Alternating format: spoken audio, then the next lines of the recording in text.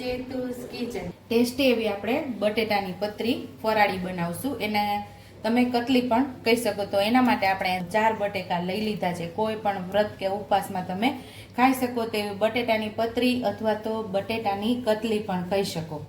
તો અહીંયા લીલા ધાણા સુધા લીધા છે. અડધી ચમચી જેટલી ગળપણ માટે ખાંડ લીધેલી છે અને 1 મુઠ્ઠી જેટલા માંડવીના બી લીધેલા છે. અડધી ચમચી જેટલી વરિયાળી, અડધી ચમચી જેટલા સફેદ તલ, અડધી ચમચી જેટલા આખા ધાણા, મીઠું અને ખટાશ માટે આપણે લીંબુનો ઉપયોગ કરશું. બહુ મસ્ત એવી ટેસ્ટી એવી આપણી આ કતલી તૈયાર થશે. આખા ધાણા અને વરિયાળી આ બધું આપણે દરદરું ખાંડી લેવાનું છે. વરિયાળીને આખા ધાણા આપણે દરદરા ખાંડી લીધા છે. પાછું આપણે વાટકીની અંદર લઈ લેશું. માંડવીના દાણાને પણ આપણે સરસ ખાંડી લેવાના છે. તો અહીંયા આપણે માંડવીના દાણા પણ દરદરા ખાંડી લીધા છે. એને પણ વાટકીમાં આપણે લઈ લેશું.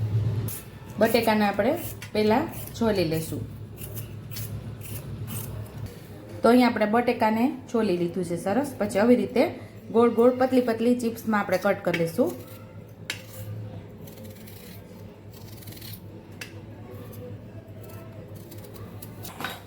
તો અહીંયા આપણે 4 બટેકાને સુધારી લીધા છે. જો તમારે પાણીની અંદર ડાયરેક્ટ સુધારવા હોય તો પાણીની અંદર સુધારી અને ધોઈ અને કોરા કરવા પડે. કોટનના કપડાથી કોરા કરવા પડે. અહીંયા આપણે પાણીની અંદર નથી ઉમેરતા. પહેલા જ બટેકાને ધોઈ લીધા હતા.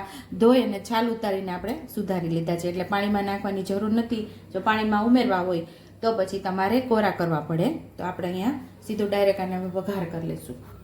તો અહીંયા આપણે 1 નાના ચમચા જેટલું તેલ ઉમેરી દીધું છે અને આખી પેનને આપણે તેલવાળી કરી દીધી છે. કારણ કે આપણી જે ચિપ્સ છે એ ચોટવી ના જોઈએ એટલા માટે.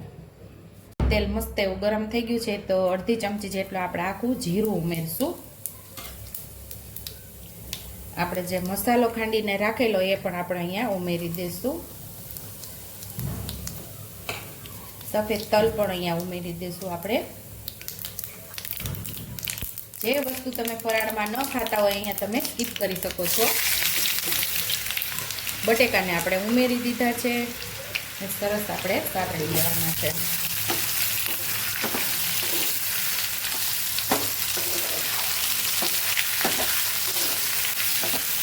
અહીંયા આપણે માંડવીના બી કાચા જ લીધેલા હતા એટલે થોડા આપણે ઉમેરી દઈશું. એટલે મસ્ત એ પણ સરસ પાકી જશે.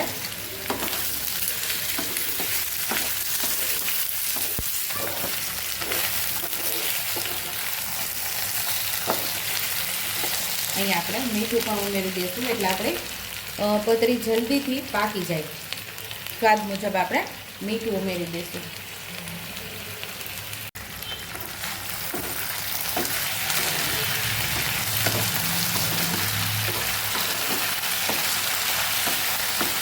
હજી એક આપણે સિક્રેટ વસ્તુ આની અંદર ઉમેરવાની છે કે જેનાથી આપણે આ પતરી છે કતલી છે એ ચીપકી ન રહે, એકદમ મસ્ત છૂટી છૂટી રહીને એ હું તમને લાસ્ટમાં કહીશ. તમે જોજો આખી રેસીપી. અહીંયા આપણી પતરી એકદમ 50% જેટલી પાકી ગઈ છે. તો હવે મસાલા કરી લઈશું. અહીંયા જે પ્રમાણે તમને તીખું ફાવતું હોય એ પ્રમાણે લાલ મરચું પાવડરનો ઉપયોગ કરવાનો. અડધી ચમચી જેટલી લાલ મરચું પાવડર ઉમેરેલું છે એટલે કે લાલ ચટણી ઉમેરેલી છે. અડધી ચમચી જેટલું.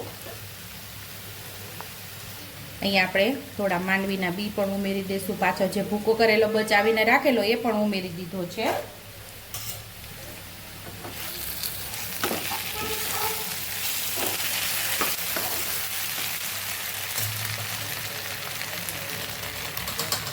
થોડી હળદર ઉમેરશું. તમે હળદર ન ખાતા હોય તો અહીંયા સ્કીપ કરજો.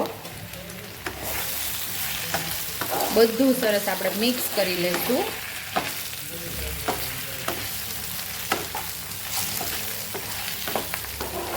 અહીંયા આવે છે આપણી એક સિક્રેટ વસ્તુ જે મેં તમને કીધી ને અગાઉ. એટલે કે આગળ જે મેં કીધું કે એક સિક્રેટ વસ્તુ ઉમેરશું એનાથી આપણી આ પતરી એકદમ મસ્ત છૂટી છૂટી થશે. 1 ચમચી જેટલો આપણે તપખીર ઉમેરશું. એ સરસ આપણે પાછું મિક્સ કરી લેવાનું છે. એનાથી જો મસ્ત એવી આપણી છૂટી છૂટી પતરી થઈ છે. વ્રત કે ઉપવાસમાં ક્યાંય બહાર જવાનું થતું હોય તો તમે આ ટ્રાવેલિંગમાં પણ લઈ જઈ શકો છો. ફરાળી થેપલા પૂરી સાથે પણ તમારે આ ખાવાની ખૂબ જ મજા આવે છે. હવે આપણે જોઈ લેશું આપણી પતરી કેવી પાકી ગઈ છે. મસ્ત એવી તૈયાર થઈ ગઈ છે, એકદમ સરસ પાકી ગઈ છે. તો આપણે જે અડધી ચમચી જેટલી ખાંડ લીધેલી, અડધું આપણે લીંબુ ઉમેરી દઈશું. ખટાશ તમને ફાવે એ પ્રમાણે ઉમેરવાનું છે. આપણી પતરી પાકી જાય પછી જ ખટાશ ઉમેરવાની. થોડા લીલા ધાણા ઉમેરી દઈશું. બધું સરસ આપણે મિક્સ કરી દઈશું. એકદમ સરસ છૂટી છૂટી અને મસ્ત એવી પાકેલી, કાચી એ નહીં અને એકદમ લોંદા જેવી પણ નહીં, મસ્ત એવી આપણી પતરીનું શાક, ફરાળી પતરીનું શાક રેડી થઈ ગયું છે. તો સર્વિંગ પ્લેટમાં આપણે સર્વ કરી લઈશું. ઉપરથી આપણે લીલા ધાણાથી ગાર્નિશ કરી દઈશું. તો ટેસ્ટી એવી આપણી કતલી તૈયાર છે. જો તમને મારી રેસીપી પસંદ આવી હોય તો મારી રેસીપીને લાઈક કરજો, શેર કરજો, સબસ્ક્રાઇબ કરજો, હાઈપ કરજો, બેલ આઇકોને દબાવતા ભૂલતા નહીં અને કમેન્ટ બોક્સમાં કમેન્ટ કરજો કે મારી રેસીપી કેવી લાગી. તો આવજો.